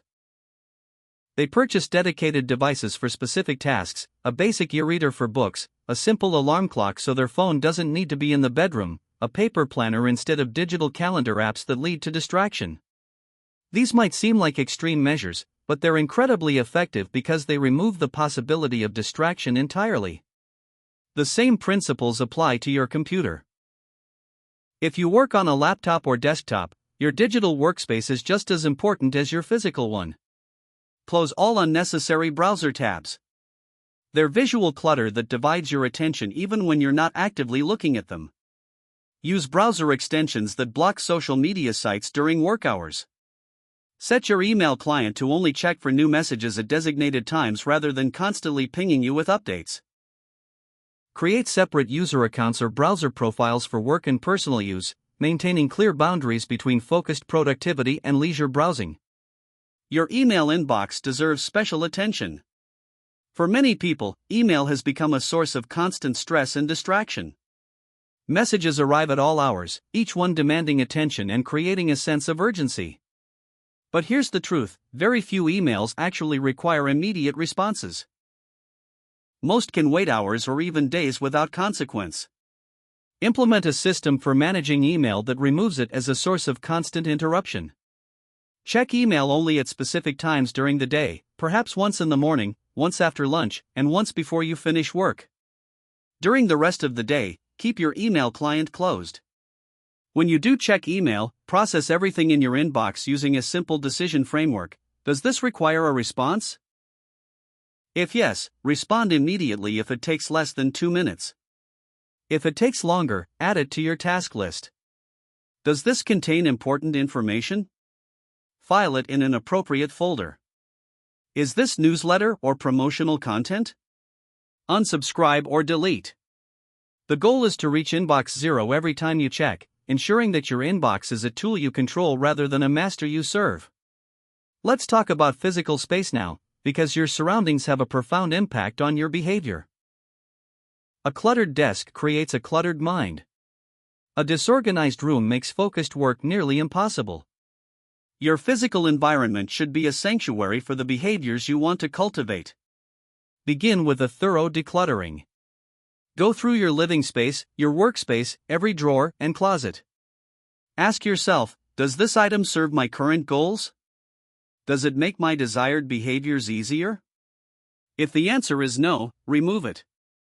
This isn't about minimalism for its own sake. It's about creating an environment where the path to your goals is clear and unobstructed. Once you've removed what doesn't serve you, organize what remains with intention. Everything should have a designated place, and that place should make sense for how you want to live. If you want to cook more healthy meals, organize your kitchen so that pots, pans, cutting boards, and healthy ingredients are easily accessible. If you want to read more, create a comfortable reading corner with good lighting, a cozy chair, and a small bookshelf within arm's reach. If you want to meditate daily, designate a specific spot in your home for meditation, perhaps with a cushion, a candle, or other objects that signal it's time for practice. The principle here is environmental cueing. Our brains are constantly scanning our surroundings for cues about what to do next. When you enter your bedroom, your brain sees your bed and thinks about sleep. When you walk into a gym, your brain sees exercise equipment and prepares for physical activity. These associations are automatic and powerful. You can harness them by intentionally creating environmental cues for your desired behaviors. Sarah, a writer who struggled with procrastination, used this principle to transform her productivity. She realized that she always worked on her couch, the same place where she watched TV and scrolled through her phone. Her brain had learned to associate that space with relaxation and entertainment, not focus and work. So Sarah rearranged her apartment. She moved a small desk into a corner by a window and declared it her writing space. She made a rule: this desk was only for writing, nothing else. No social media, no watching videos, no browsing shopping sites. Just writing. The first few days were difficult. Her brain didn't yet associate this space with focused work. But after a week of consistency, something shifted. Whenever Sarah sat down at that desk, her mind automatically entered a state of creative focus. The space itself became a cue that triggered the behavior. Within a month, she had finished the first draft of her novel, something she'd been trying to do for 3 years. This same strategy works for any habit. Create dedicated spaces for your most important activities. If you work from home, establish clear boundaries between work areas and leisure areas. If possible, have a room or at least a corner that's exclusively for work. When you're in that space, you work. When you leave, you're off duty. This physical separation makes it easier to focus during work hours and easier to relax during personal time. For habits you want to break, do the opposite: disrupt the environmental cues that trigger them. If you tend to mindlessly snack while watching TV, don't keep snack foods in your living room. If you smoke and you're trying to quit, change your routine entirely. Take a different route home from work, avoid the places where you used to smoke, replace the habit with something else like chewing gum or going for a walk. Break the environmental associations that have been reinforcing the unwanted behavior. Another powerful environmental strategy involves making your desired behaviors visible and your undesired behaviors invisible. This taps into the psychological principle called out of sight, out of mind. When something is visible, you're far more likely to engage with it. When it's hidden, it doesn't exist in your moment-to-moment awareness. Apply this to your daily life. If you want to floss your teeth regularly, keep the floss right next to your toothbrush, not hidden in a drawer. If you want to take vitamins daily, put them next to your coffee maker so you see them every morning. If you want to practice guitar, keep the guitar on a stand in your living room, not in a case in the closet. The 2-second barrier of having to retrieve something from storage is often enough to prevent the behavior from happening. Conversely, make temptations invisible. If you're trying to eat healthier, don't keep junk food in your house at all. If you must have some treats for special occasions, store them in opaque containers in a high cabinet, not in clear jars on the counter. If you're trying to reduce screen time, keep your TV remote in a drawer in another room. These small barriers might seem trivial, but they're remarkably effective at interrupting automatic behavior patterns. Now let's discuss a concept that might seem counterintuitive: strategic friction. We've talked about reducing friction for good habits, but there's also value in deliberately adding friction to prevent bad habits. This is about making it harder to fail than to succeed. Think about online shopping. It's dangerously easy: a few clicks and money leaves your account. Many people struggle with impulse purchases because the friction has been almost entirely removed. Companies even offer one-click ordering specifically to bypass the moment of reconsideration that might cause you to change your mind. If you struggle with overspending, add friction back into the process. Remove your saved credit card information from shopping sites. Delete shopping apps from your phone. Implement a rule that you must wait 24 hours before making any non-essential purchase. Give yourself time to consider whether you really need the item. The same principle applies to other domains. If you want to stop staying up too late watching TV, set a timer on your television that automatically shuts it off at a specific time. If you want to avoid unhealthy late-night eating, brush your teeth right after dinner, signaling to your brain that eating time is over. If you want to stop hitting the snooze button, put your alarm clock across the room so you have to physically get out of bed to turn it off. These might sound like small tricks, but they're not. They're applications of a profound truth: behavior follows the path of least resistance. When you intentionally design that path, you shape your behavior. This is how you build systems that protect you from your own worst impulses. Let me introduce you to the concept of commitment devices. These are self-imposed constraints that make it more difficult or costly to deviate from your intended behavior. Odysseus, the legendary Greek hero, used the original commitment device when he had his crew tie him to the mast of his ship so he could hear the siren song without being lured to his death. He knew he would lack willpower in the moment, so he created a system that made giving an impossible. You can create modern commitment devices in your own life. If you want to save money, set up automatic transfers from your checking account to a savings account that's difficult to access. If you want to exercise consistently, sign up for a class that charges you if you don't show up. If you want to finish a project, tell people about your deadline and ask them to hold you accountable. These external constraints compensate for internal weaknesses. One particularly effective commitment device is social accountability. When you make your goals public, you harness the power of social pressure to keep yourself on track. Join a workout group, find an accountability partner, post your progress online, whatever creates a sense of social commitment. You're far less likely to skip a workout when someone is expecting to see you at the gym. You're more likely to finish writing that book when you've told your friends you're working on it. Environmental design extends beyond your personal spaces. It includes the social environments you inhabit. The people you spend time with have an enormous influence on your behaviors, attitudes, and outcomes. This isn't just folk wisdom. It's supported by decades of research in social psychology. Studies have shown that behaviors spread through social networks like contagion. If your friends are healthy and active, you're more likely to be healthy and active. If your colleagues are productive and focused, you're more likely to be productive and focused.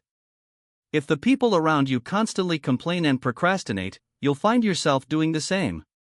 This means you need to be intentional about your social environment just as you are about your physical and digital environments. Spend more time with people who embody the qualities you want to develop. Join communities centered around your goals. Attend events where you'll meet others on similar paths. This doesn't mean abandoning existing friends, but it does mean being strategic about who influences you most. At the same time, create boundaries with relationships that undermine your goals. If certain friends always want to go out drinking when you're trying to focus on health, suggest alternative activities or see them less frequently. If family members constantly criticize your ambitions, limit how much you share about your goals with them. This can be difficult, but it's necessary. You cannot achieve extraordinary things while surrounded by people who pull you toward mediocrity. Remember, environmental design isn't about perfection.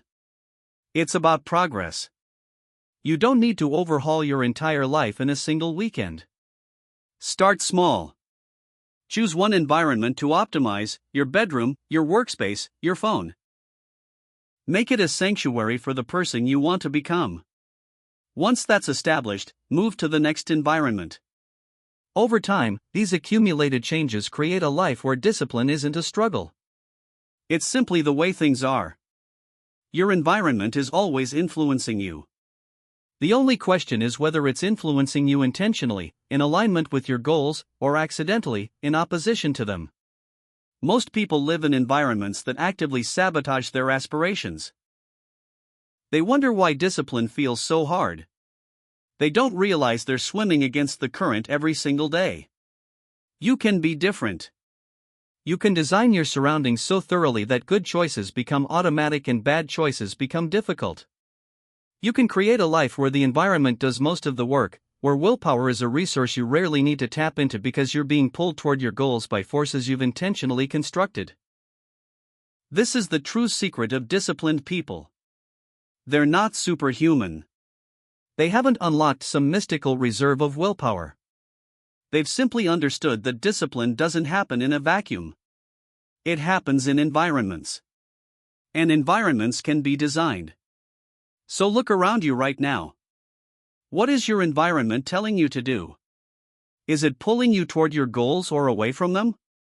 Don't judge yourself harshly if the answer is uncomfortable. Instead, see this as an opportunity. Every aspect of your surroundings that currently works against you is a lever you can pull to work for you. Start today. Choose one small environmental change. Maybe it's putting your phone in another room before bed.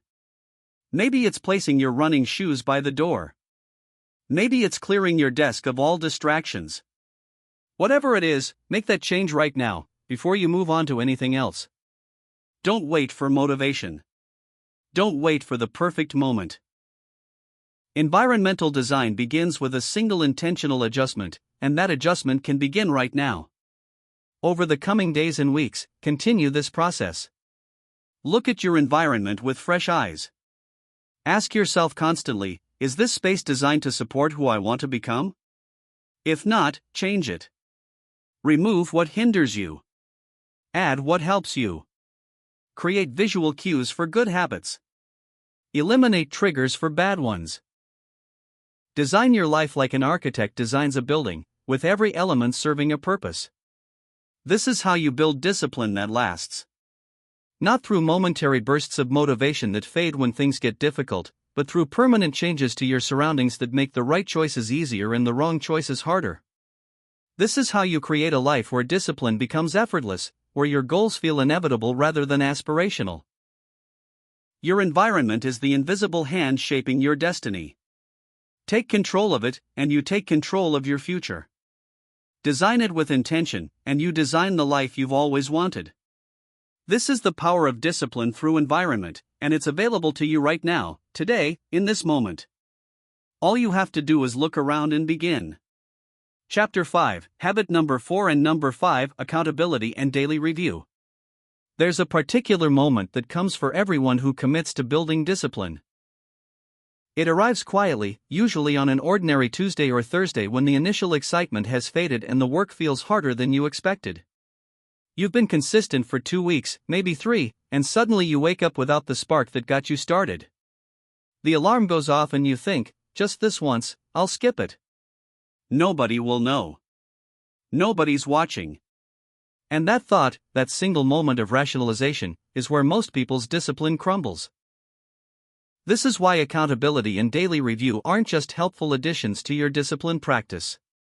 They're essential foundations that determine whether your efforts last 3 weeks or 3 decades.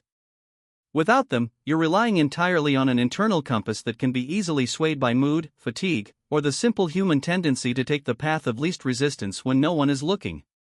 Let me be clear about something: you cannot sustain discipline through willpower alone. This isn't a moral failing. It's a biological reality. Your brain is designed to conserve energy, to seek comfort, to avoid unnecessary effort. When left to your own devices, without external structures to support your intentions, your brain will find ways to justify the easier choice. This is why people who seem incredibly disciplined aren't operating on some superior moral plane. They've simply built systems of accountability that make it harder to quit than to continue. Think about the difference between working out alone in your basement and showing up to a fitness class where 10 people and an instructor are expecting you. The physical activity is the same. Your body moves through identical motions. But the psychological weight is entirely different. In your basement, skipping a workout costs nothing. You can tell yourself you'll do it tomorrow, and tomorrow becomes next week, and next week becomes never. But when you've committed to a class, when people know your face and notice your absence, skipping carries a social cost. That cost, that mild discomfort of letting others down, is often enough to get you out the door even when every fiber of your being wants to stay in bed. This is the power of external accountability. It transforms your internal struggle into a shared commitment. It adds weight to your intentions. It creates consequences where none existed before. But accountability isn't just about avoiding the shame of public failure. It's about creating a support structure that catches you before you fall. It's about building relationships and systems that remind you why you started when the initial motivation has evaporated. It's about making your private struggles visible so they can't be quietly abandoned in the dark corners of your mind where all good intentions go to die. Let me tell you about two friends, David and Jennifer, who both decided to write books. They started on the same day with equal enthusiasm and similar skills. David kept his goal private, not wanting to jinx it by talking about it too early. He'd write in the evenings when he felt inspired, sometimes producing beautiful pages, sometimes staring at a blank screen for an hour before giving up. Jennifer took a different approach. She joined a writing group that met every Saturday morning. She told her family and friends about her project. She even started a blog where she posted weekly updates on her progress, sharing not just her successes but her struggles and setbacks. 2 years later, Jennifer had a completed manuscript being reviewed by literary agents. David had abandoned his book after 4 months, the incomplete documents sitting untouched in a folder on his laptop.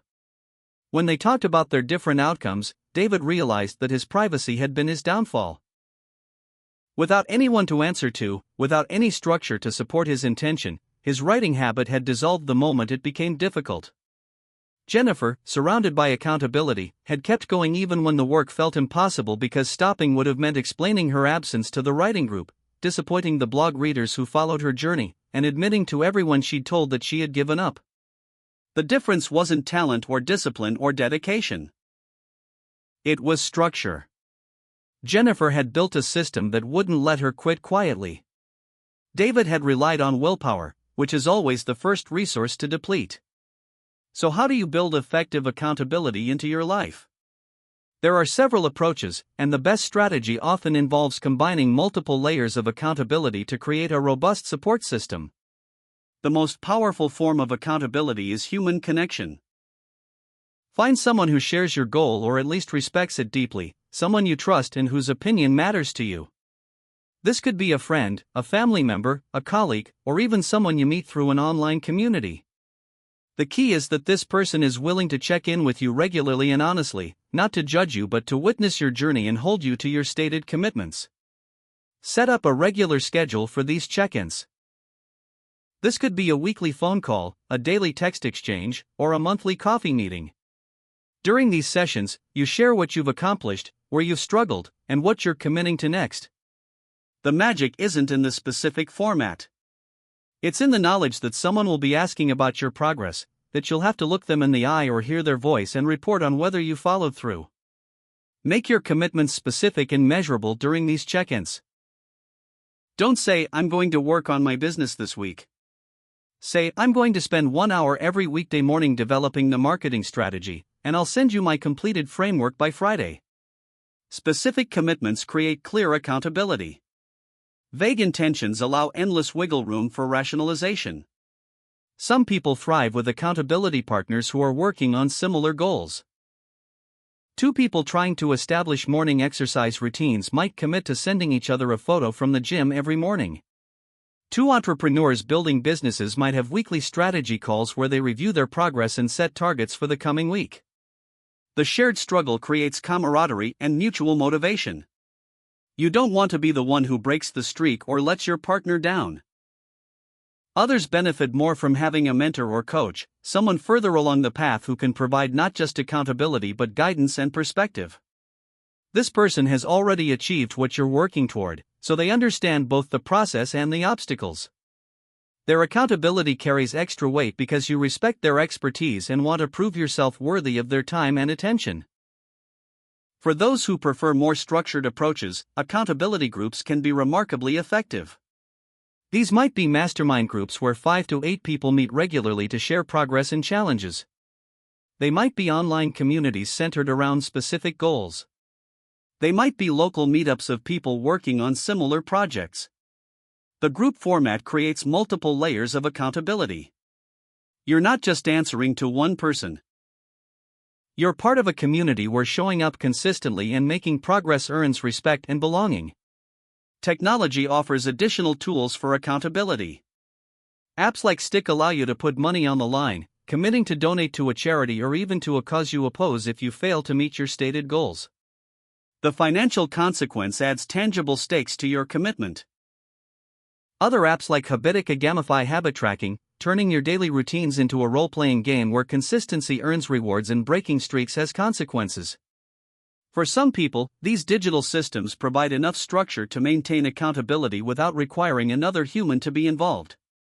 But perhaps the simplest and most accessible form of accountability is the one that requires no other person, no app, no technology beyond paper and pen.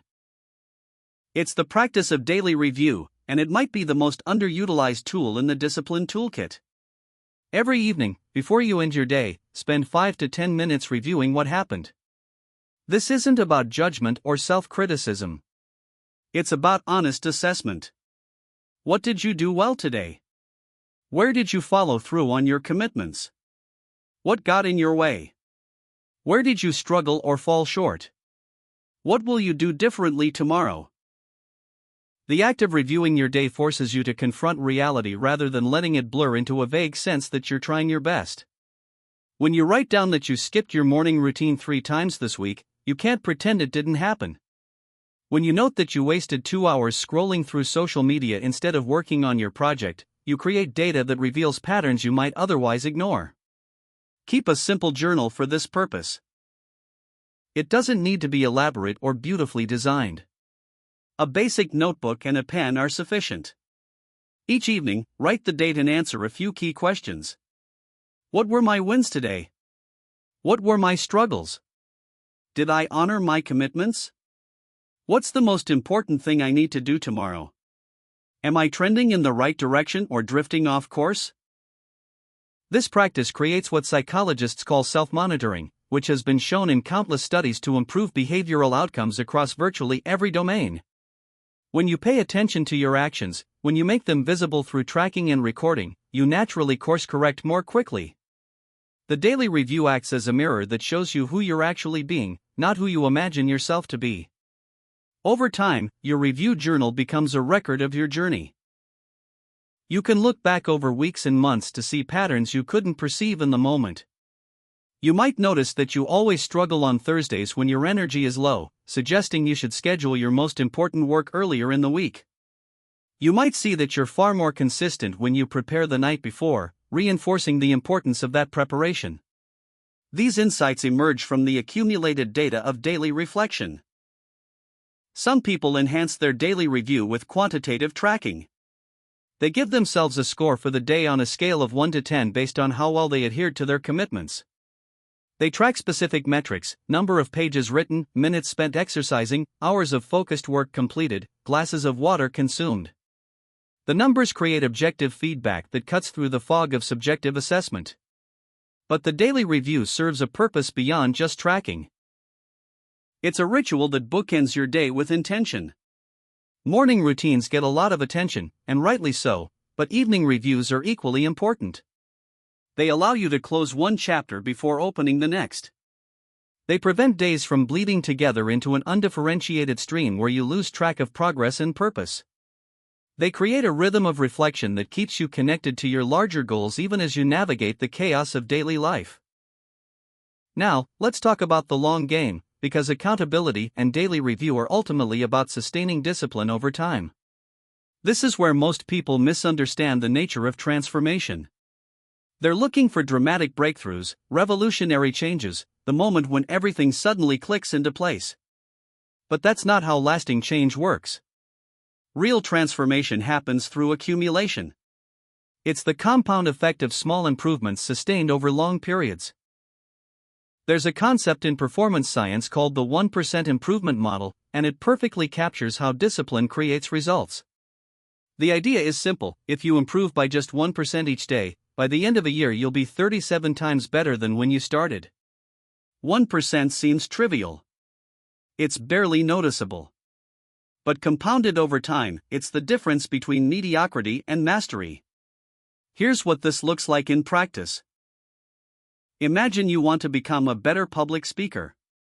You're currently terrified of speaking in front of groups, fumbling through presentations with shaking hands and a racing heart. You don't need to become Winston Churchill overnight. You just need to be 1% better than you were yesterday. Maybe that means researching one speaking technique. Maybe it means practicing your introduction in front of a mirror. Maybe it means volunteering to speak for 30 seconds at a team meeting instead of staying silent. Each of these actions is small, almost embarrassingly small. But if you do something each day that makes you marginally better at speaking, by the end of the year you'll have taken 365 small steps. You'll have practiced hundreds of times. You'll have accumulated experience and knowledge that your past self couldn't have imagined. And when you step on stage, you won't be the same person who started this journey. You'll be someone who has been shaped by daily, incremental progress. This is the power of micro-improvement. It bypasses the paralysis that comes from looking at the enormous gap between where you are and where you want to be.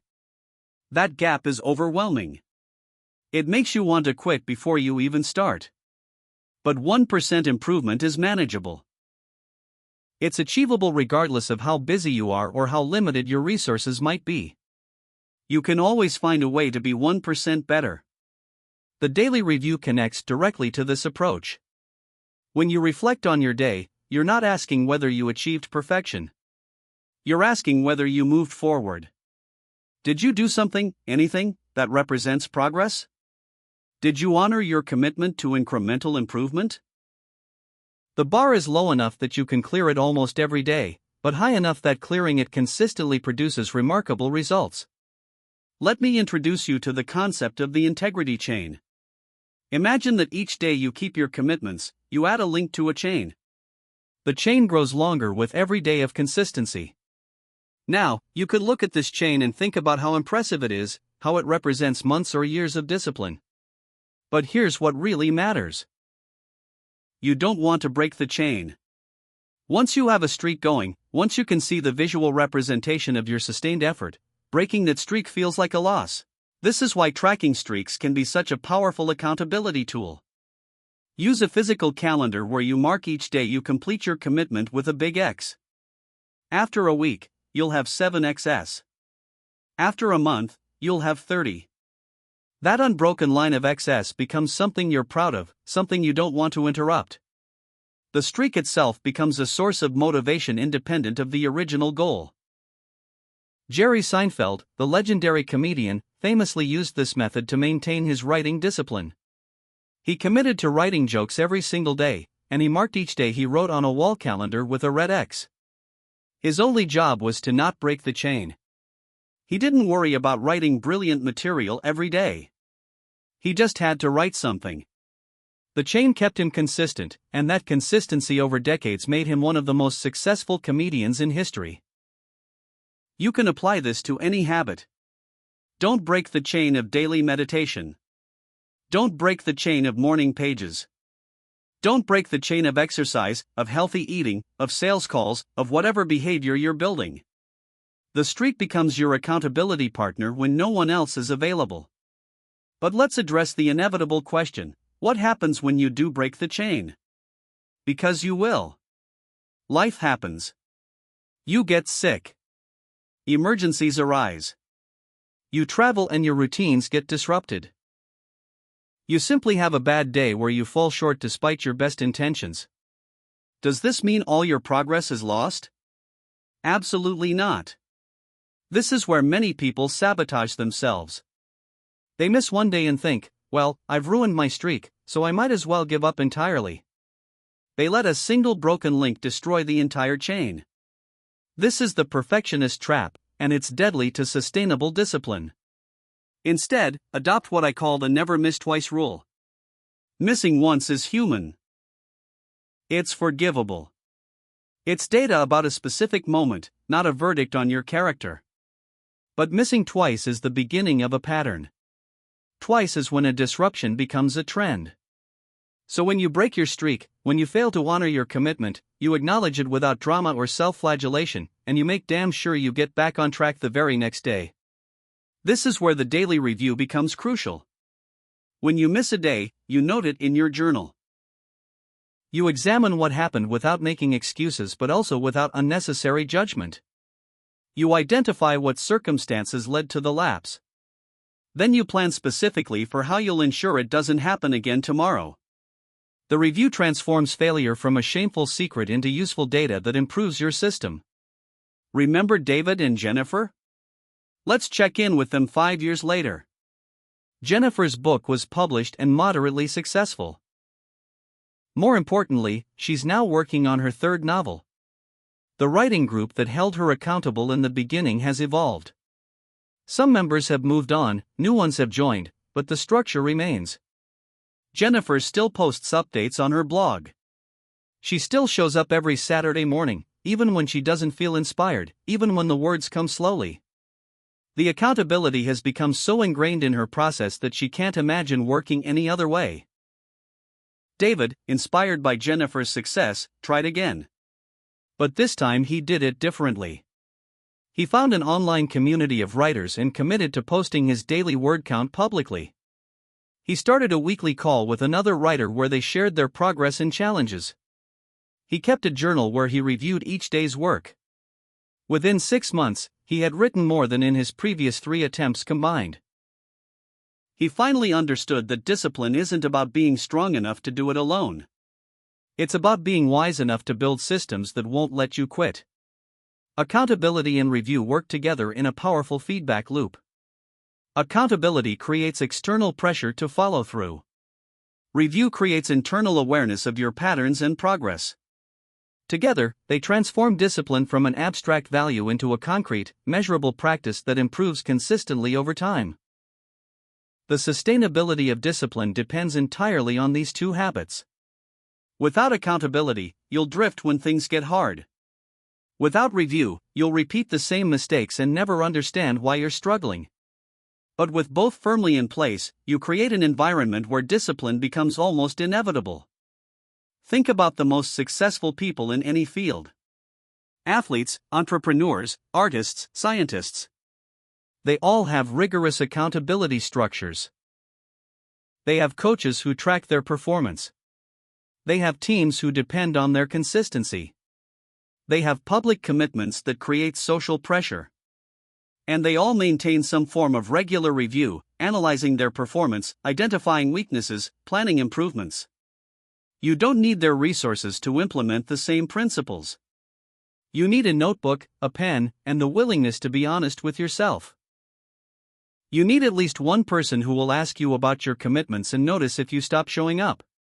You need to establish a simple ritual of evening reflection that you protect as fiercely as any other important appointment. Start tonight. Before you go to sleep, spend 5 minutes reviewing your day. Write down what went well and what didn't. Make one specific commitment for tomorrow. Tell someone about that commitment. Then, tomorrow evening, review whether you followed through. Repeat this process every single day for 2 weeks. Just 2 weeks. By the end of that time, you'll have started to build the habit of accountability and review. You'll have data about your patterns. You'll have experienced the power of sustained attention to your own behavior. From there, expand your accountability structures. Find an accountability partner or group. Start tracking your most important metrics. Build your integrity chain. Celebrate your streaks and forgive your lapses, but never miss twice. The 1% improvement model isn't about achieving extraordinary results quickly. It's about achieving extraordinary results reliably. When you commit to being marginally better each day, when you have structures that ensure you keep that commitment, when you review your progress honestly and adjust your approach based on what you learn, you set in motion a process that inevitably leads to transformation. A year from now, you won't recognize yourself. Not because you had some dramatic breakthrough, but because you took 365 small steps forward, each one witnessed by your accountability systems and documented in your daily reviews. You'll look back at your journal entries from the beginning and marvel at how far you've traveled through the simple act of showing up consistently and paying attention. This is the essence of sustainable discipline. Not heroic willpower exerted in dramatic moments, but ordinary commitment maintained through unremarkable days. Not perfection, but persistence. Not intensity, but consistency. Not hoping you'll stay motivated, but building systems that keep you accountable even when motivation disappears. Your future self is watching you right now, hoping you'll take this seriously. Hoping you'll build the accountability structures and review practices that will carry you through the inevitable difficulties ahead. That future version of you doesn't need you to be perfect. They just need you to show up, to pay attention, to honor your commitments more days than you break them, to learn from your patterns, and to never, ever give up on the practice of small, daily improvement. You have everything you need to begin. You don't need more information or better circumstances or perfect timing. You need to choose one person to share your commitments with. You need to buy a journal and use it tonight. You need to identify one metric you'll track and one small improvement you'll make tomorrow. That's all. One accountability relationship. One review session. 1% better. Do that tonight, and again tomorrow night, and again the night after that. String together enough of those unremarkable evenings, and you'll create a remarkable life. Not through magic or luck or exceptional talent, but through the compound power of accountability, review, and relentless incremental progress. The chain starts now. Add the first link tonight. Then, no matter what, don't break it tomorrow. That's the work. That's the practice. That's how discipline becomes not just something you do, but something you are.